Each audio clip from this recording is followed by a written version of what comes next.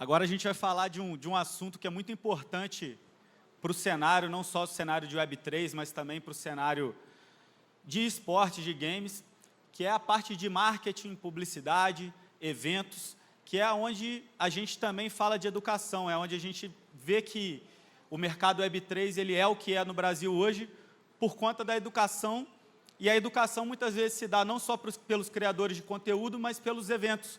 Então, a gente sabe da importância que tem os eventos no mercado Web3 no Brasil, e não só isso, né, mas também a forma que a gente vê das grandes marcas se conectarem com o público, né, aquilo que às vezes é muito abstrato, às vezes, para o público de entender, ele tem a oportunidade, às vezes, no evento, de estar conversando com a comunidade, estar conversando com os desenvolvedores, com as blockchains, com as corretoras. Então, os eventos, eles desempenham um papel muito importante, e esse tal que vai ser para a gente falar sobre isso. Então, tem muita gente boa, pessoas que estão realmente construindo esse mercado de eventos no Brasil.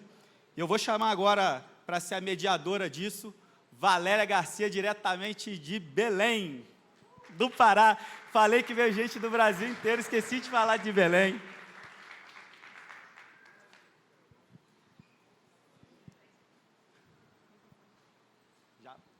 Microfone aí para a Valéria. E agora, Felipe Escudeiro. Salva de palmas.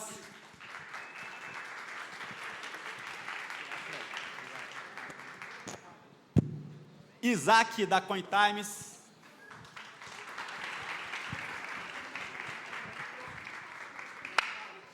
Cadê o Marco? Tá na área aí? Marcão, do NFT Brasil. Salva de palmas.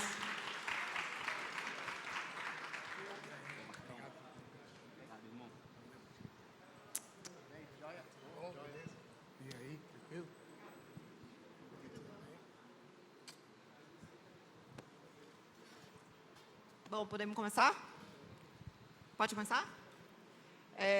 A gente falou aqui várias vezes durante todas essas talks de comunidade.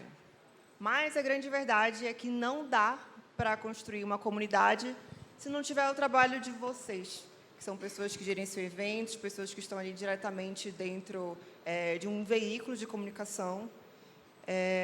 Então, primeiramente, antes de iniciar essa conversa de verdade, eu queria que cada um de vocês se apresentasse, falasse um pouquinho de si, da sua história e como chegou até aqui. Bom, primeiro, obrigado pelo convite de estar aqui. É um prazer conhecer esse espaço maravilhoso. São Paulo é grande demais, né? Incrível como a gente descobre coisas novas e boas dentro dessa cidade.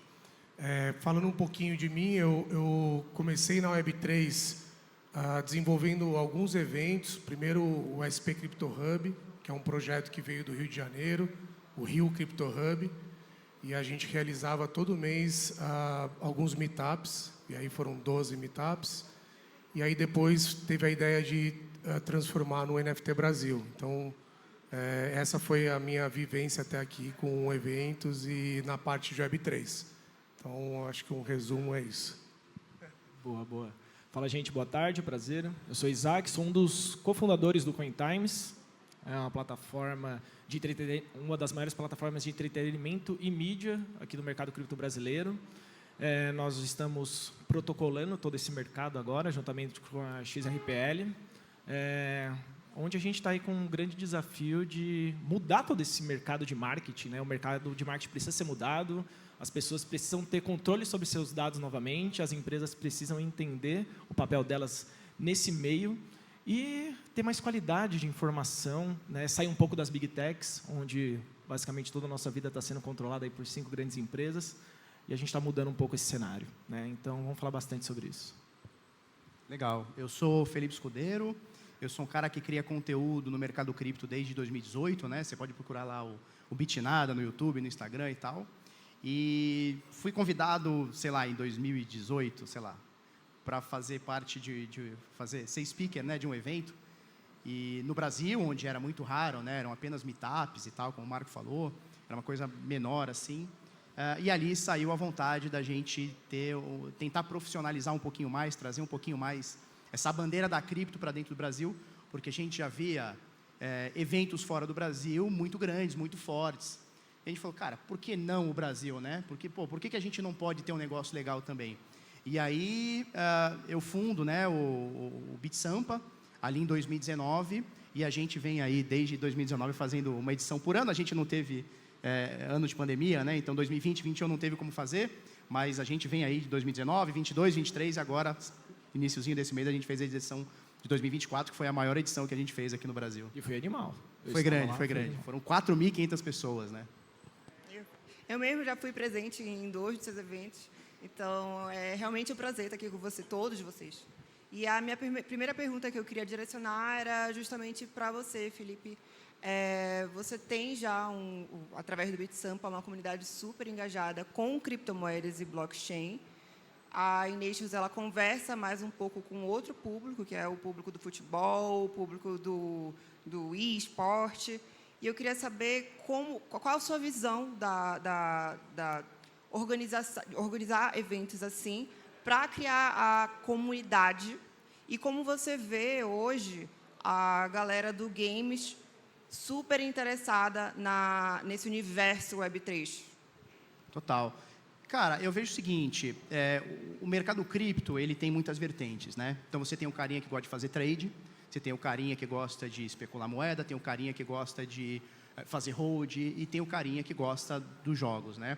Eu acho que a nossa função, não só como um carinha que cria conteúdo, mas também como cria um evento no Brasil, né, e faz a manutenção de um evento no Brasil, é a gente tentar linkar todas essas comunidades num espaço. Se você for parar para ver, a maioria dos eventos, e eu acho que o Beat Sampa se inclui nisso, a gente tem várias vertentes de comunidades, né? Então, a nossa tarefa é conseguir unir o carinha do game, o carinha da NFT, que não necessariamente são o mesmo carinha, né? Você unir esses carinhas, unir o tiozinho do trade, unir todo mundo e ter um espaço como esse aqui, maravilhoso, né? A gente falou, eu comentei agora há pouco que a gente fazia meetups ali muito pequenos, e aí quando, a gente tem um lugar desse aqui, com um telão de LED, para a gente poder falar um pouquinho sobre cripto, cara, a gente vê a evolução que a gente está no mercado hoje. Então, a nossa função é conseguir juntar toda essa galera e formar uma tribo que a gente consiga elevar o nível do mercado cripto adiante, né? Eu acho que essa é a nossa função. E, consequentemente, conseguir apoio da indústria, da própria indústria, que nem sempre olha para os eventos com bons olhos, né? Só que a gente precisa desse financiamento da indústria para poder, sei lá, elevar um pouquinho melhor o nível, né? Muito interessante. Agora, Isaac, o Brasil ele tem se destacado cada vez mais uma importância global assim no mercado cripto, principalmente em questões de transações. Hoje o Brasil é o 6º maior país em questão de adoção de criptomoedas. A minha pergunta que eu queria saber é como você vê a importância dessas comunidades da Web2, do destaque para essas comunidades da Web2, para divulgar os projetos de Web3 em si. Boa, maravilha. Eu acho que esse link, né, ele vai acontecer organicamente com projetos que estão preocupados com esse público, né? O que acontece muito hoje com o mercado é o mercado estar preocupado ainda muito com essa parte especulativa, que por muitas vezes hoje o mercado é de maneira bem gigante financeiro. Então, você não tem ainda essa preocupação, esse afeto de olhar para essa pessoa que está na área de entretenimento, nessa área de games, nessa área em outras plataformas, que do mesmo jeito você precisa de marcas conversando com essas pessoas nessas plataformas, mas não necessariamente preocupadas em trazer elas, educar elas, preparar elas para que elas consumam outros produtos dentro do mercado. A gente, por exemplo, está muito inserido nisso, né, falando com públicos de todas as idades, falando com públicos de diversas formas, e a gente vê a complexidade dessas pessoas entenderem o básico, né? E elas, às vezes, não precisam entender, a gente já falou isso em vários painéis aqui, essa pessoa não precisa entender o básico, mas ela precisa, pelo menos, ter a primeira porta para ela entrar e experienciar isso, e pode experienciar isso de forma fácil. Então, acho que plataformas como Cointimes e Nations, alguns eventos, né, vão fazer esse papel, de aproximar essa pessoa, fazer esse onboard com calma. E eu não estou falando de fazer um onboard, de criar um wallet. Não, é tipo, ela entender pouco a pouco que a vida dela está sendo transformada, a tecnologia vai estar inserida no dia a dia dela, e que tudo que ela conhece hoje vai ser transformado aos poucos. E a gente passou por isso com as redes sociais, com a evolução que a gente chama tanto de Web 2, né? Então, a gente viu a evolução dela, a gente saindo ali de simples usuários para criadores, né? E aí eu estou falando criadores, não só nós, criadores de conteúdo, mas qualquer pessoa que esteja publicando um post numa rede social de maneira simples e fácil. Então, essa pessoa foi feito um onboard, seus pais foi feito um onboard com seus pais, né? Com seus avós, os avós aqui de todo mundo com certeza usam o WhatsApp no dia a dia, foi feito um onboard com essas pessoas. Então, a gente precisa das empresas olhando para esses detalhes, né? E fico feliz de ver projetos se preocupando com isso, porque a gente precisa dessa próxima pernada, a gente precisa desse público, e esse público também precisa da tecnologia. Quais são os maiores desafios assim que você acha que essas empresas encontram para poder abraçar esse público de Web3? Eu acho que é sair desse âmbito financeiro, sair desse âmbito especulativo, né? A gente falou bastante de games, né? E eu vivencio o game já faz muito tempo. Fiz faculdade de ciência da computação e design de games para ser programador de games, já trabalhei no mercado. E só saí do mercado de games porque conheci cripto em 2016 e aí minha cabeça explodiu e eu vim para esse mercado. Mas eu ainda acho que tem muito esse apelo, né? Esse apelo do financeiro estar atrelado e aí a gente acaba não conseguindo conversar com essa pessoa. Então, os games foram lá, tentaram conversar com esse público, mas aí a gente criou essa massa de especuladores no mercado de games, enquanto o mercado de games era só para ser divertido e você dá propriedade porque realmente tem que ser uma propriedade, né? Que no caso são itens, né? O CS é um belo exemplo disso, de como um grande player fez se dar propriedade para itens básicos, né? Totalmente sem especulação, que os próprios usuários acabam especulando, e aí você vê ali um belo exemplo de projetos que fizeram um trabalho certo, né, sem necessariamente ter toda uma base de Web3 inserida. Mas se tiver uma base de Web3 inserida no CS, o CS seria incrivelmente foda, porque não tem outro player que esteja fazendo isso igual o CS faz no mercado. Então, acho que precisa tirar esse pezinho, né, e dar mais atividade para essas pessoas fazerem no dia a dia e transformar o dia a dia delas em algo palpável. Sim, concordo. Marco, a gente sabe que você organiza ali a parte do NFT Brasil e ele se conecta muito com a arte digital, mas o NFT não é só uma arte, ele conversa muito com os jogos. Inclusive, muita gente aqui sabe, mas creio que não são todos que têm essa informação, mas a blockchain mais famosa que nós temos hoje, que é a Ethereum, ela foi construída a partir da visão de um próprio gamer frustrado que, a partir de uma atualização do jogo, perdeu ali os itens colecionáveis que ele jogava horas e horas e horas por dia. E foi assim que nasceu a Ethereum, né? Então, a NFT é muito mais do que um item, uma arte colecionável, tem todos esses outros aspectos. Como você faz no seu evento para abraçar esse público? Ainda mais que hoje a gente vê um aumento muito grande da parte de gamificação, uma tendência muito grande de gamificação. A gente pode ver isso até mesmo pela própria Kings League, né, que é um segmento novo que está surgindo aí. Ela pega muito essa parte de jogos para si. Então, como é que o NFT está abrindo as portas para esse público hoje em dia? O NFT Brasil, ele começou em 2013, a gente trouxe a tendência que estava tendo mundial, né? NFT Nova York, NFT Paris. Então, a gente, pensando em trazer grandes eventos para o Brasil, foi quando a gente teve a iniciativa de criar o NFT Brasil. Mas ele é muito mais do que só NFT, né? Então, esse ano a gente trouxe 2 pontos importantes, que um foi o game, né? E o outro foi a Hackathon. Então, foi também um painel de IA, então, um palco de IA. Então, essa construção e a gente poder trazer, né, todas essas outras ideias junto é muito importante, né? Mas o principal do NFT Brasil, a forma que a gente constrói ele é descentralizado, né? A gente convida pessoas para participarem, né? Então, da parte de game foi o Ney Neto que ajudou a gente, parceiraço nosso aí. Na parte de IA a gente trouxe a Helena, na parte de arte também a gente tem o Pet, o Coxa. Então, a gente convida pessoas para trazer esse conhecimento, né? E a gente junta tudo isso e aí se transforma no NFT Brasil. Mas, trazendo aqui em primeira mão, a gente acredita que o NFT Brasil não é só sobre NFT. A exposição de arte, sim, é sobre NFT e ela sempre vai ser. Mas o evento é muito maior do que isso. Então, a gente está trazendo aí uma roupagem nova para 2025. A gente vai trazer algo maior, né? Falando de blockchain, falando de token, falando de DeFi, várias outras coisas que é muito importante. Então, acho que... E game também, a ideia é aumentar a parte de game. E o que foi interessante, a gente ficou muito focado em Web3, né? Então, a nossa área de game lá foi muito focado nisso. É um segmento que ainda está lutando para crescer, a gente sabe a dificuldade que é, mas a gente acredita muito que vai ter a virada, né? Como todo mundo aqui acredita, né? na virada que a gente vai conseguir escalar esse produto, né? Então, mais ou menos isso aí é a nossa história. Boa. Eu queria deixar em aberto agora, quem quiser responder, a gente pode bater um papo sobre isso.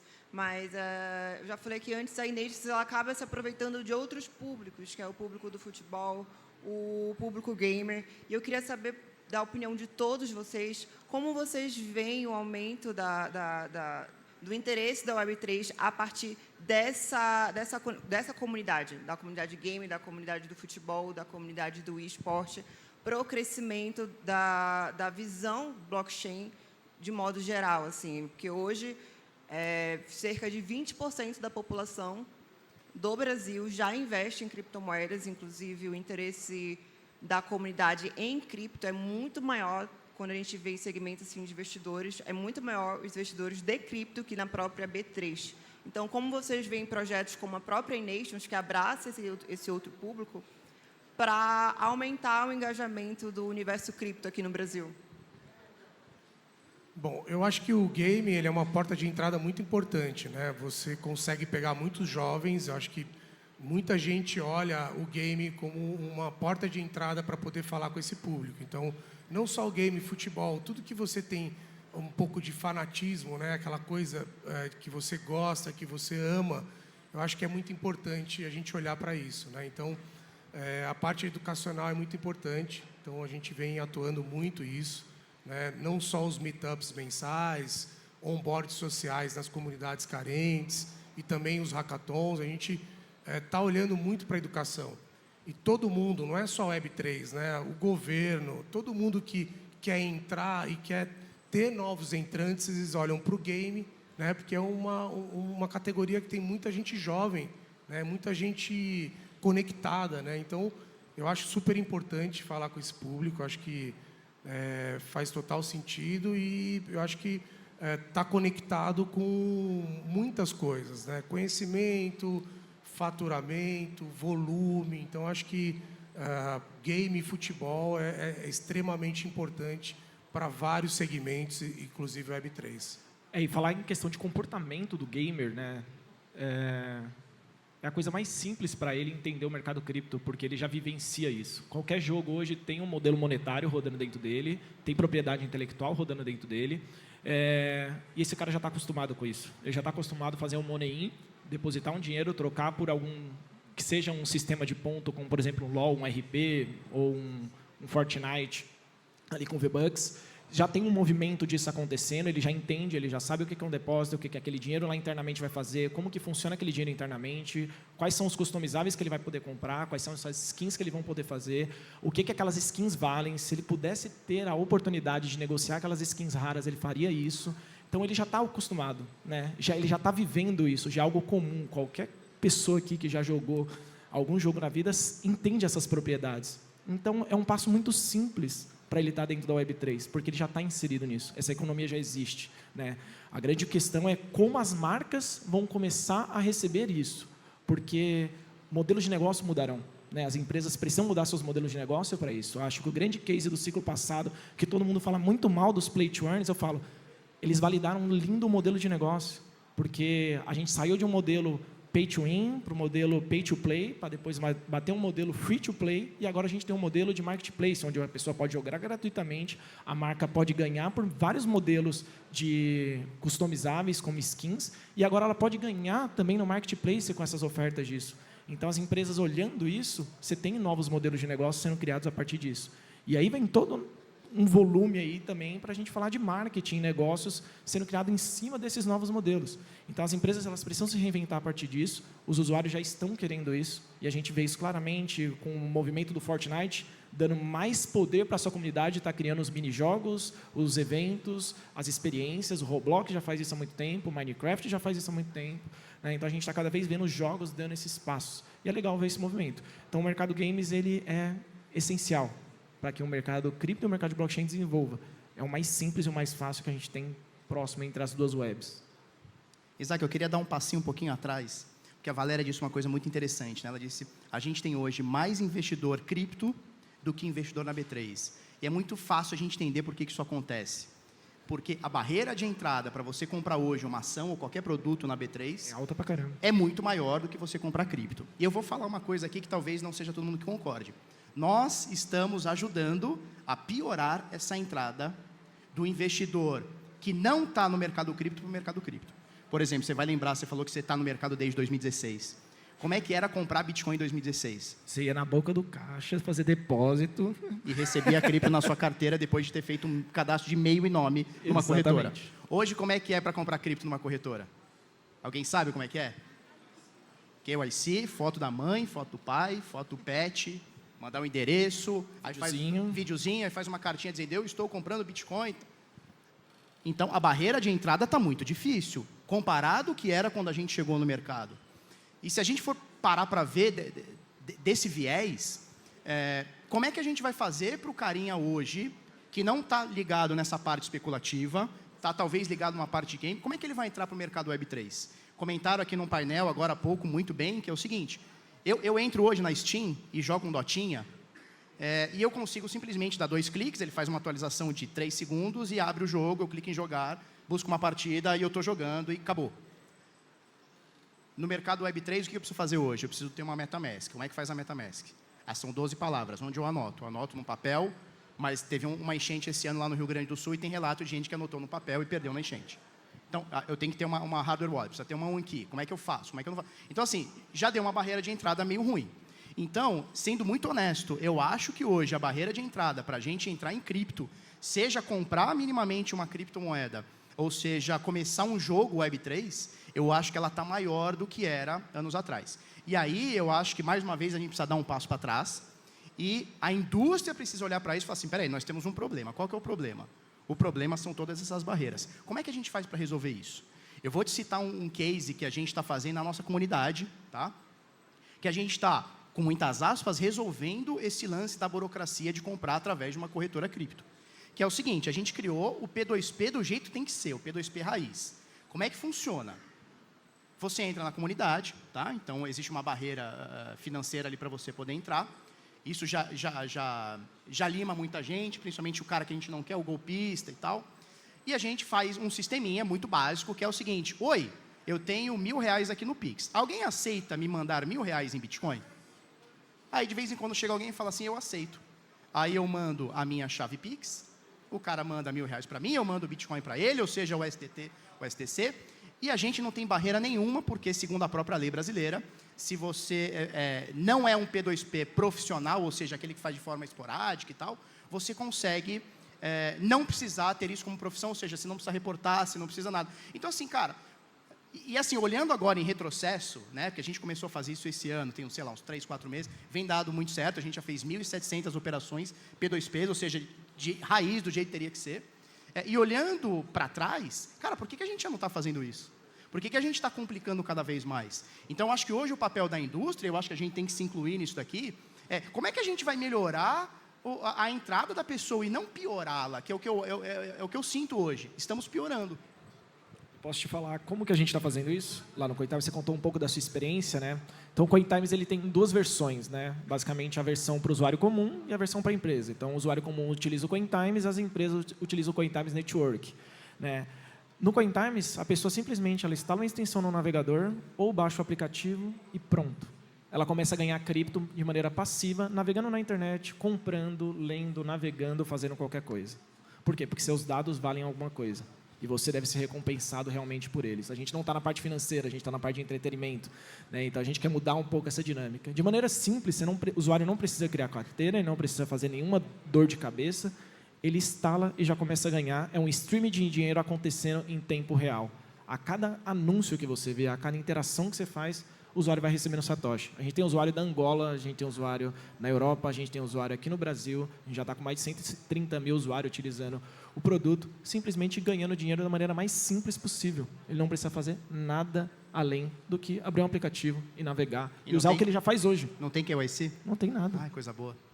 Eu acho que o onboard do game é muito fácil, né? Eu falo pelo meu filho, tem 8 anos de idade, eu nunca ensinei ele. Ele vai Só usa, sozinho, só usa. Então, acho que essa é a barreira que a gente tem no Web3 hoje, né? A gente tem um trabalho muito difícil, que é o trabalho educacional. As pessoas têm que querer aprender, porque você sabe que educação não é só você estar ali falando, a pessoa tem que estar aberta para receber.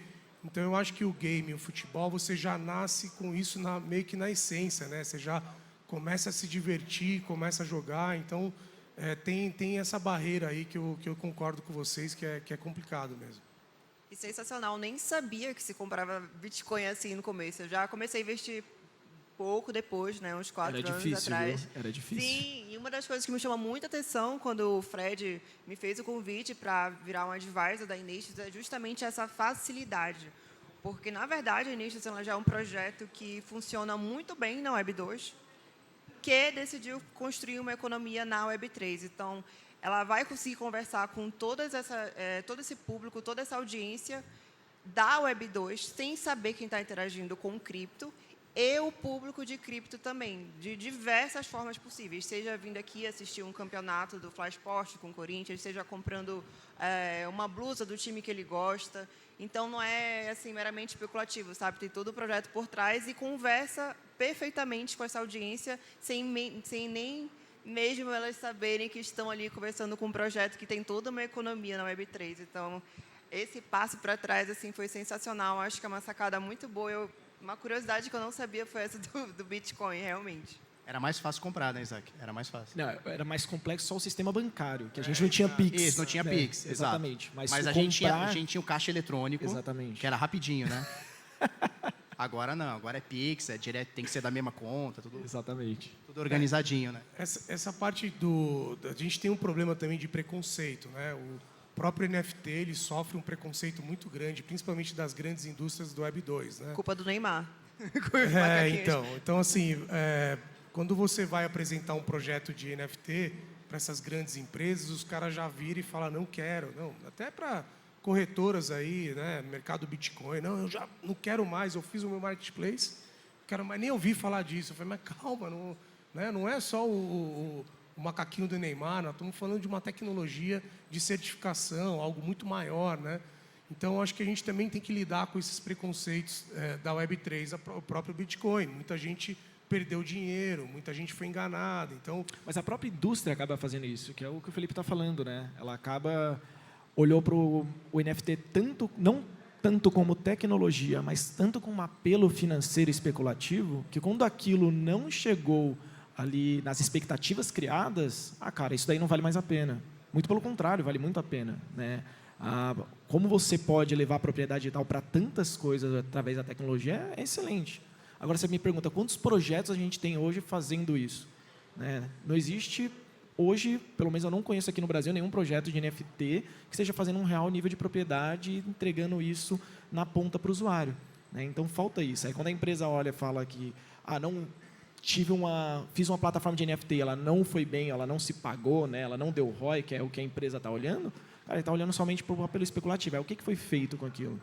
Tem que rodar umas vendas de algumas coisas aleatórias. Cara, não é isso. Ela tem que estar inserida em alguma coisa. Pergunta quantos deles tentaram fechar, por exemplo, alguma parceria com algum jogo indie, né, para fazer a layer de serviço e entregar ali uma plataforma realmente usuável para o usuário na ponta final. Exatamente. Então, acho que tem esse grande problema aí que a gente enfrenta. Empreender no Brasil já é muito difícil. Empreender na Web3 é mais difícil ainda, né? Então, a gente sabe aqui, tem grandes projetos que estão aqui acompanhando a gente, NF Talks, aí, o Diogo. Então, é uma luta constante e isso dificulta mais o mercado. Isso deixa mais difícil. Então, eu percebi que de 2023 para 2024, algumas comunidades deram uma caída. Né? Eu gostava muito do Caramelo, né? O NFT do Caramelo, o próprio Pug, que a gente gosta muito. Então você viu que vai perdendo o fôlego, porque você vai vendo que é difícil você se manter no mercado, porque você tem que financiar, você tem que correr, você tem que vender, você tem que manter ativo. Então é uma grande dificuldade. Então assim, eu fico muito feliz de ver tudo isso acontecendo, porque de fato não é fácil continuar a manter e estar lá, né, todo ano. Beat Sampa também eu venho acompanhando, um trabalho incrível. Então nós somos os sobreviventes aí da Web3, né? E isso é a dor do crescimento, né? Porque você imagina, o Bitcoin ele vai fazer 16 anos no ano que vem. Se a gente for parar para ver de forma madura, talvez 2017 para cá, né? 2017 para cá, talvez. Cara, é muito pouco tempo. A gente está falando de muito pouco tempo por uma indústria que hoje a gente está falando de 2,3 trilhões de dólares, né? É muito pouco tempo, são as dores do crescimento, tudo isso que a gente está falando sobre comunidades perdendo um pouco o efeito, NFTs que valiam 70 eternos, hoje valem 2 anos, meio. 2, 3 anos. A gente está falando de 2, 3 anos no máximo, né? No máximo. Então, assim, é como se a gente pegar a indústria, sei lá, do futebol, né? E a gente voltasse, sei lá, 60 anos no tempo e falar, caramba, pô, hoje tem jogador ganhando bilhões, e eu acho que tem que ganhar mais ainda. Se o cara dá retorno, tem que ganhar mais. Mas lá atrás, os caras, pô, eu sou santista, né? Inclusive, a gente ajudou... Pelé, né? Eu pensei, quando você falou isso, pô, morreu quase que falido, né? Imagina. Pois é. O cara foi o astro mundial do futebol. Se você for ver a história... Pagasse bem igual aquela... O Pelé até ganhava bem. Lá em Santos, ele morava numa casa muito grande, boa, porque eu acho que ele ganhou mais dinheiro pós-jogo do que durante. Com marketing, né? Com Fazendo marketing, publicidade. e tal. Mas se você pegar os caras que jogavam com ele, que meu pai disse que jogavam tanto quanto, são caras que eles iam jogar em São Paulo, né? Santos de São Paulo dá, sei lá, 1 hora. Os caras pegavam uma van e ia 4 ou 5 caras em cada van. Isso não existe hoje. Hoje cada um vai com a sua Porsche e tem que mesmo, não estou falando mal. Mas cada um vai com musiquinha, foninho de ouvido. Era diferente. Então, o mercado, talvez, de NFT, o mercado cripto que a gente está falando hoje, talvez seja, com uma comparação muito tosca, mas talvez seja o início do futebol lá atrás. Era um negócio muito... pouca gente. Daqui a pouco a gente vai ter estádios. A gente vai ter eventos, o NFT Brasil, Beat Sampa, vai ter 50 mil pessoas, sabe? Eventos de semana. Como você pega, por exemplo, a BGS, que foi agora essa semana, o evento absurdo. Então, a gente vai chegar lá. Só que isso é a dor do crescimento. Para a gente chegar lá, a gente precisa dar esse passinho. E eu entendo, porque a gente está vivendo isso, a gente não tem 40 anos para esperar o NFT crescer, a criptomoeda crescer. A gente tem que aprender a segurar a ansiedade, né? A gente quer agora. Mas não é assim que funciona, né? E ainda bem que não é assim que funciona, porque tudo que a gente vê que sobe muito rápido, geralmente cai muito rápido. Então é legal, o pessoal falou em outro painel sobre longevidade, né? A cripto precisa disso. A cripto precisa disso. As empresas, os produtos precisam disso. Porque hoje a gente vê os produtos cripto começando, cara, um ano depois não tem mais nada. O NFT começa, explode, não tem mais nada. O Web3 não mais nada. O game não mais nada. A gente precisa ter uma longevidade disso, né? Nas minhas análises, né, na minha parte de research, eu continuo escrevendo research, mesmo tocando empresa, eu gosto dessa parte de estudo, né, e escrever também para a comunidade. Eu sempre falo, né, cara, o pessoal estava falando de alguns jogos, né, como Star Atlas e alguns jogos grandes aí que captaram alguns milhões. Eu falei, gente, vocês estão esperando que em 2 anos eles desenvolvam alguma coisa que, por exemplo, a Rockstars, um time de centenas de usuários, demoram 10 anos para desenvolver um GTA, né? Tudo precisa de tempo, tudo precisa de maturidade. É que a gente está tão ansioso com o mercado que a gente quer retornos rápidos e que quer que produtos sejam construídos de maneira muito rápida. Eu adoro ter um desenvolvedor que trabalha comigo que ele fala, quando eu chego para ele, falo, cara, esse aqui, se a gente for por esse caminho, Isaac, se eu pegar 2 micro-ondas, eu não vou acelerar o tempo de fazer a pipoca. Tipo, é só um micro-ondas e uma pipoca, deixa lá, a gente vai ter que esperar os 5 minutos e ela vai sair pronta. A gente não vai conseguir acelerar. E a gente tem que lembrar sempre disso, que segura a ansiedade, as coisas vão ser construídas com o tempo e vão vir bons produtos, né? O norte do mercado é isso, ele veio para ficar, então a gente só tem que aguardar e construir em conjunto. E muita coisa vai morrer até lá. Vai pra caramba. Como já morreu, muita coisa vai morrer e faz parte, é assim que funciona. E o cemitério é silencioso, hein? Silencioso. A gente estava falando de coisas que vêm com o tempo, falamos aqui da economia play to earn no bloco passado. E esse foi realmente um dos grandes empecilhos para a construção de jogos na Web3, na minha opinião, porque realmente vinha só a galera interessada nos investimentos e isso acabou afundando um pouco na construção de jogos AAA, né, no caso.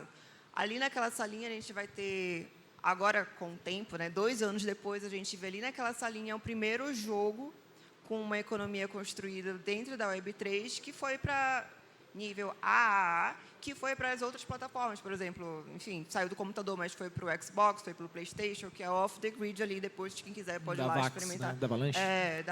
Da rede da Avalanche, mas a construção de marketing deles, para a divulgação desse projeto, foi toda construída pensando no público Web 2, e depois eles vão descobrir ou não que está ali na economia, que eles podem trocar no mercado os itens e tudo mais, mas a construção de marketing deles foi toda construída para a galera gamer e não para os investidores. Tanto que eu sou embaixadora, né, da Avalanche.